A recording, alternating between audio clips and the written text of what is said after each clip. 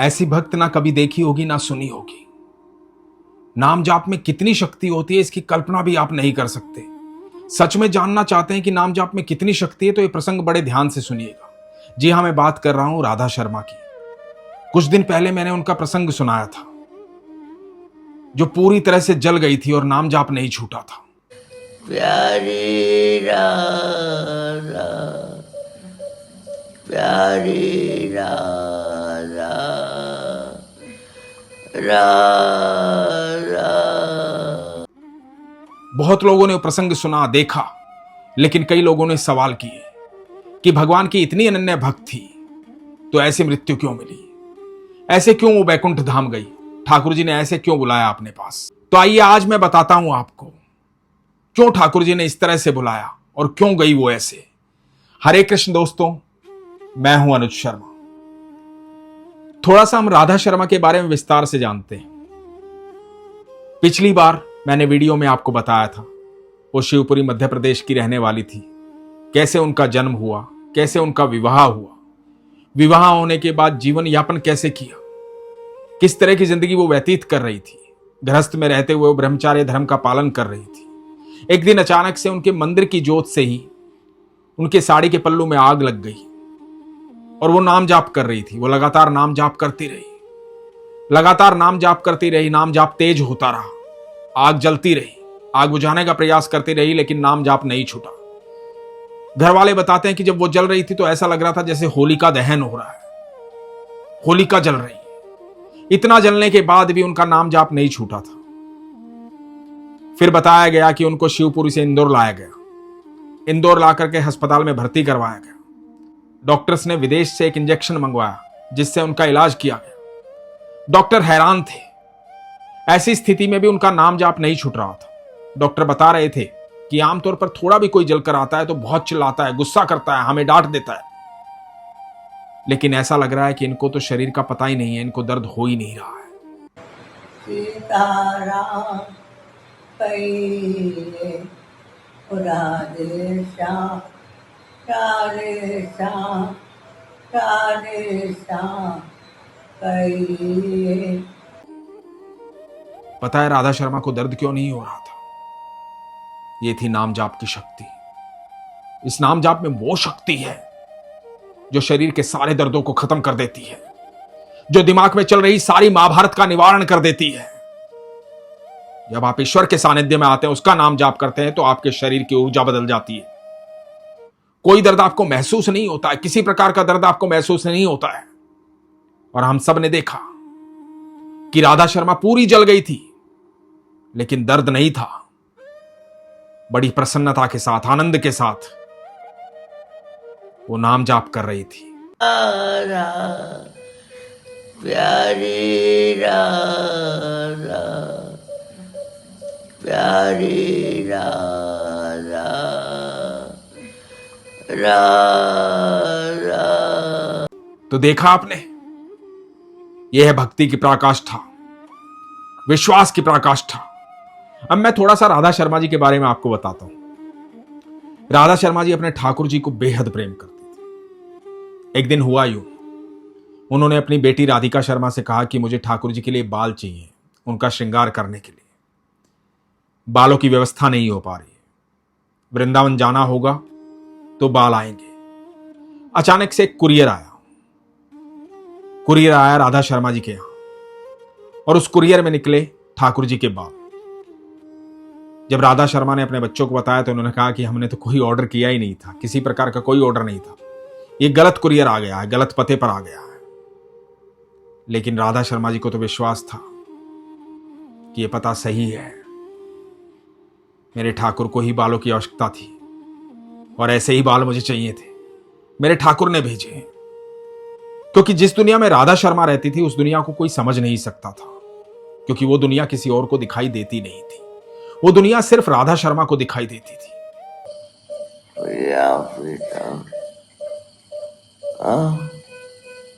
सुंदर लग रहा है। उनका प्रेम था ठाकुर जी के प्रति। एक दिन बताते हैं, जिस दिन ये घटना हुई कि वो जल गई थी दिए की लो से, उससे एक दिन पहले की घटना है कि वो अपने ठाकुर जी के लिए, अपने लल्ला के लिए अपने आप दूध से, पिस्ते से, बादाम से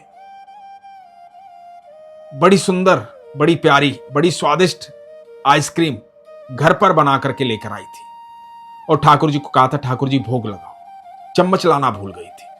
फिर ठाकुर जी को कहा कि ठाकुर जी मैं चम्मच लाना भूल गई हूं, आप अपने हाथों से गपर गपर करके खा जाओ, तब तक मैं चम्मच लेकर आती हूं। और राधा शर्मा जी चम्मच लेने चली गई। जब वापस लौटी तो क्या देखती है कि उस कटोरी में एक चम्मच पहले से है। ये कौन सा चम्मच है जिससे वो आचमन करती थी, और इस चम्मच पर दूध लगा हुआ है। राधा शर्मा बड़ी हैरान हुई कि ठाकुर जी ने अपने आप चम्मच ले लिया अपनी आइसक्रीम खाने के लिए, क्योंकि मैं चम्मच नहीं लेके आई थी। ऐसी लीलाएं ठाकुर जी राधा शर्मा जी के साथ निरंतर करते रहते थे, क्योंकि यह दुनिया राधा शर्मा की थी और ठाकुर जी की थी, इसलिए किसी को दिखाई नहीं देती थी। राधा शर्मा जी के पति कैलाश शर्मा जी, भगवान में उनका बिल्कुल विश्वास नहीं था। वो भगवान को नहीं मानते थे, बल्कि राधा शर्मा जी को कहते थे, क्या सारा दिन नाम जाप करती रहती है, क्या ठाकुर जी की भक्ति करती रहती है। और एक दिन घर में यह घटना घटित हो गई कि राधा शर्मा जी होली की तरह जल गई। बड़ी गंभीर स्थिति थी। राधा शर्मा जी के पति किस प्रकार शिवपुरी से एम्बुलेंस में ऑक्सीजन लगाकर, ग्लूकोज चढ़वाकर इंदौर लेकर गए। करीबन करीबन 450 किलोमीटर के आसपास का सफर है शिवपुरी से इंदौर का। वहां लेकर गए। वहां रहती है राधिका शर्मा, राधा शर्मा जी की बेटी। अस्पताल में भर्ती कराया गया, इलाज शुरू किया गया। डॉक्टर्स हैरान थे, क्योंकि नाम जाप रुक ही नहीं रहा था। राधा शर्मा लगातार नाम जाप कर रही थी। जब राधा शर्मा लगातार नाम जाप कर रही थी तो राधा शर्मा के कमरे में राधा शर्मा के पति कैलाश शर्मा जी मिलने आए। जब डॉक्टर्स बाहर आ गए थे, अंदर गए और अंदर जाकर के राधा शर्मा से कहा कि अब भी तेरा नाम जाप रुका नहीं है, क्या कर लिया तेरे ठाकुर ने? तेरे ठाकुर की भक्ति में लीन रहती है, ये हाल हो गया, पूरी जल गई है तू, अब तो रुक जा। और राधा शर्मा ने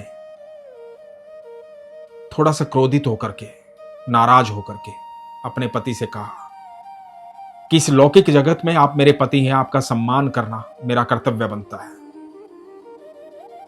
पर मैं आपसे प्रार्थना करती हूं कि आप इस कमरे से बाहर चले जाएं और तब तक भीतर मत आइएगा जब तक आपकी नजरों में मेरे ठाकुर का सम्मान ना हो। और राधा शर्मा जी के पति उनके ये तेवर देख करके कमरे से बाहर चले गए। अब पति पत्नी का अपना एक संबंध है, उनके भीतर प्रेम है। हो सकता है कि आदतें विपरीत हो सकता है कि अपने अपने प्रयास विपरीत हो सकता है कि विचार विपरीत हो, लेकिन संबंध बड़ा गहरा है। बेचैनी कैलाश शर्मा जी को भी थी कमरे से बाहर आकर के। और राधा शर्मा तो ठाकुर की दीवानी थी। ठाकुर के अलावा कुछ दिखता ही नहीं था, सिर्फ ठाकुर ही दिखते थे। अपने परिवार में भी, अपने बच्चों में भी सिर्फ ठाकुर ही दिखते थे। सबके भीतर ठाकुर को देखती थी वो। अगले दिन कैलाश शर्मा जी सुबह फिर से कमरे में गए। जब दोबारा कमरे में गए तो जाकर के राधा शर्मा जी से कहा कि सुनो, ठीक है, मैं तुम्हारे ठाकुर का सम्मान करूंगा, तुम नाराज मत होना, तुमसे मिले बिना रहा नहीं जाता, तुमसे मिलना तो पड़ेगा ही ना। और राधा शर्मा मुस्कुराई, पूरी जली हुई अवस्था में थी, चेहरे पर मुस्कुराहट थी। और अपने पति के लिए यह गाना था, जरा सुनिए। जितने चावी बड़ी राम वो तो नाही चले चलो ना। कोई सोच सकता है कि इतना जलने के बाद कोई इतने आनंद में हो सकता है। ये प्रेम की शक्ति थी, ये नाम जाप की शक्ति थी। नाम जाप साधारण चीज नहीं है। छोटी सी चोट लग जाती है ना, कई दिन तक रोते हैं, पट्टी करवाते हैं, मरहम लगवाते हैं, थोड़ा सा जल जाते हैं तो कभी पानी में हाथ डालते हैं, कभी बरनोल लगाते हैं, कभी कोलगेट लगाते हैं, तरह तरह के उपाय करते हैं और डर भी लगा रहता है कभी निशान ना रह जाए। सोचो, राधा शर्मा तो पूरी जल गई थी। किसी प्रकार का कोई भय नहीं था, कोई डर नहीं था। एक अलग दुनिया में थी वो दुनिया साधारण नहीं है। वही है निकुंज, वही है ठाकुर की दुनिया। जो ठाकुर की दुनिया में होता है उसे कोई दर्द नहीं होता, कोई घबराहट नहीं होती, कोई डर नहीं होता, कोई भय नहीं होता, कोई शंका नहीं होती। वो निश्चिंत होता है, निर्भय होता है, प्रेम में होता है, आनंद में होता है, सुख में होता है, खुश होता है, मुस्कुरा रहा होता है जैसे राधा शर्मा मुस्कुरा रही थी। कुछ लोग, कुछ रिश्तेदार दिन में मिलने आए। कैलाश शर्मा जी भी वहीं खड़े थे। सब जानना चाह रहे थे घटना घटित कैसे हुई। सबके मन में यही सवाल था, इतनी भक्ति करने वाली, इतना प्रेम करने वाली, भगवान को इतना ध्यान करने वाली, ऐसे कैसे जल सकती है? घटना घटित कैसे हो सकती है? बहुत सारे लोगों ने यह प्रश्न पूछा है पहली वीडियो पर। उन सब के प्रश्न का उत्तर, और यहां अस्पताल में कमरे में खड़े सब लोगों के प्रश्न का उत्तर स्वयं राधा शर्मा ने दिया। वो उत्तर आप ध्यान से सुनिए, उन्हीं के द्वारा दिया गया है। प्रारब्ध को कोई काट नहीं सकता। जो भगवान की कृपा होती है वही होता है, वही होता है। सुना आपने? मुझे लगता है कि आपको उत्तर मिल गया होगा, और यदि उत्तर नहीं मिला है तो मैं आपको एक बात बताता हूं। भगवान जगन्नाथ जी के मंदिर के 15 दिन द्वार बंद रहते हैं। उसके पीछे का एक प्रसंग है। प्रसंग ये है, माधवदास भगवान के अनन्य भक्त होते थे, भगवान से बेहद प्यार करते थे, पूरे जीवन सिर्फ भगवान की सेवा की थी और कोई रिश्तेदार उनका था नहीं।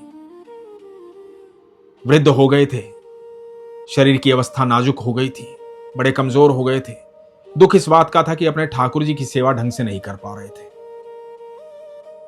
अब बीमार हो गए थे, इतने बीमार हो गए थे कि खटिया में, चारपाई में लेट गए थे। उठने की भी हिम्मत नहीं रही थी। इस बात की तकलीफ नहीं थी कि मैं बीमार हूं, मेरे शरीर में जान नहीं है। तकलीफ इस बात की थी कि मेरे ठाकुर की मैं सेवा नहीं कर पा रहा हूं। इतना प्यार था ठाकुर जी से। बताते हैं, एक दिन एक बालक आया, 10-12 साल का बालक। बेहोशी की अवस्था में थे माधवदास जी।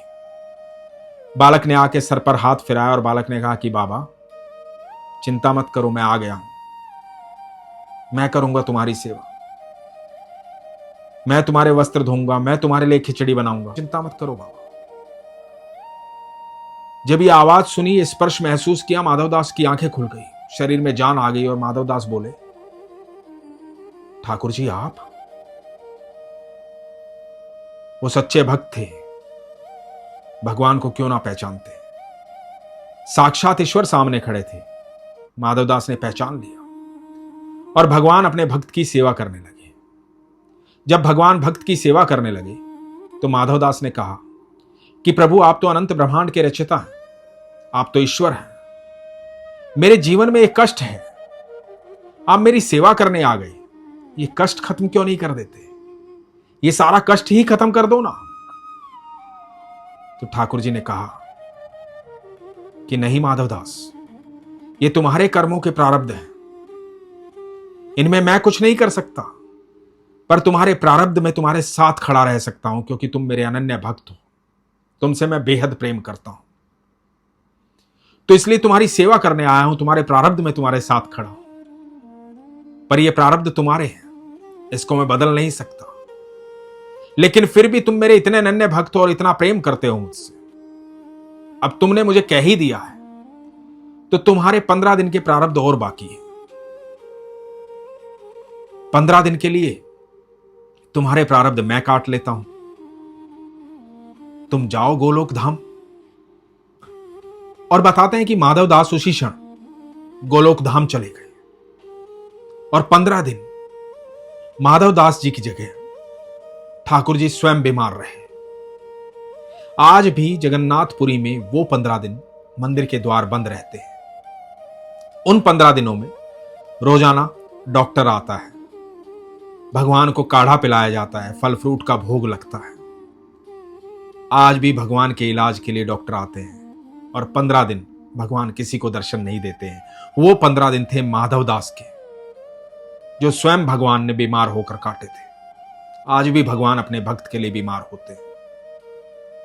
दोस्तों, स्वयं भगवान कहते हैं कि तुम्हारे कर्मों का फल तुम्हें भोगना पड़ेगा, तुम्हारे प्रारब्ध तुम्हें ही काटने पड़ेंगे, लेकिन तुम मेरी शरण में हो, इसलिए तुम्हारे प्रारब्ध में हर क्षण मैं तुम्हारे साथ खड़ा रहूंगा। राधा शर्मा के प्रारब्ध थे, यह घटना घटित होनी थी। हालांकि राधा शर्मा के मन में एक बात और आ गई थी। उनको लगा था कि उन्होंने सबको बताया कि मेरे लल्ला ने आइसक्रीम खाते वक्त किस तरह से अपने आप चम्मच ले ली।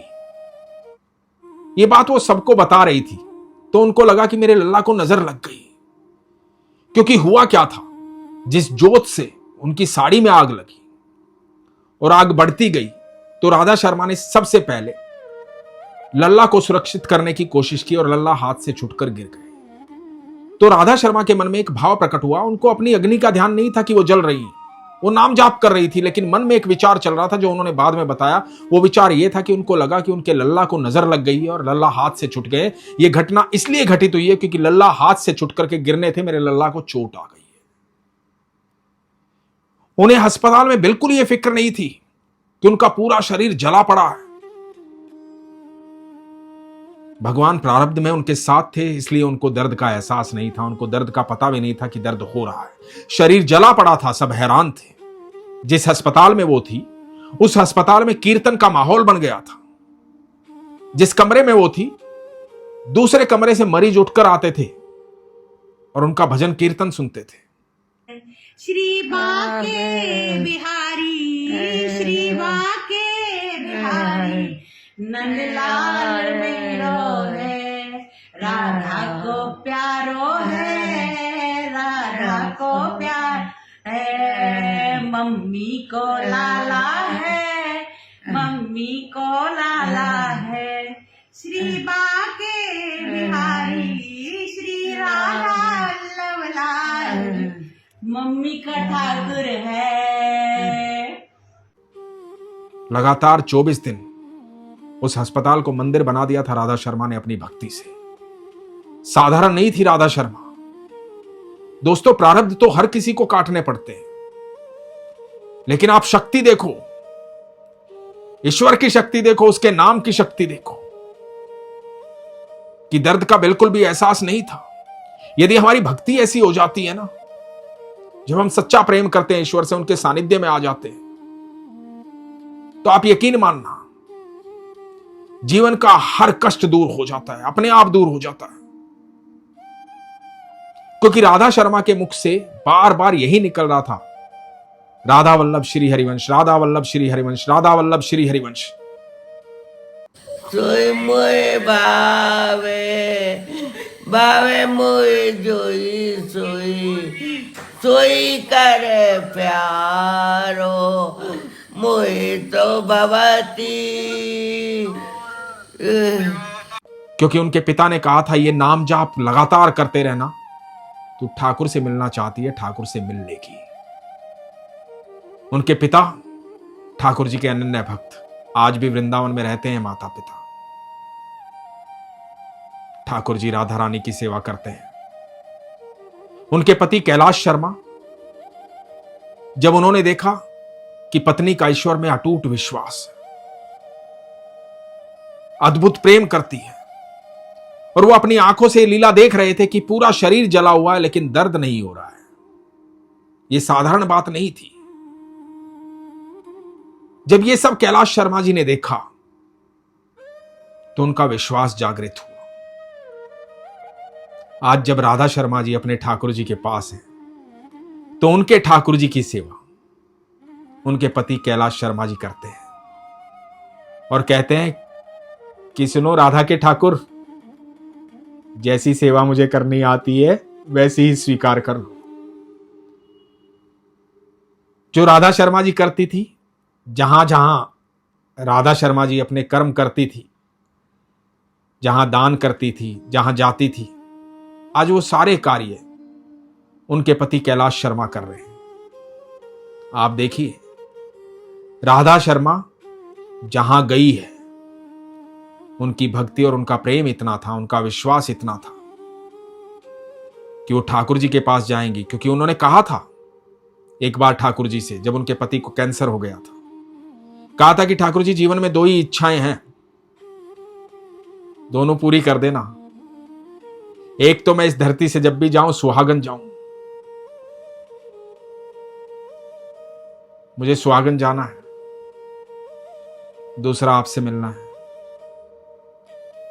दोनों ही इच्छाएं पूरी हुई उनकी, और जाते जाते अपने पति को मार्ग दिखला गई, जो मार्ग सुकून से भरपूर है, शांति से भरपूर है, जिसमें आनंद ही आनंद है।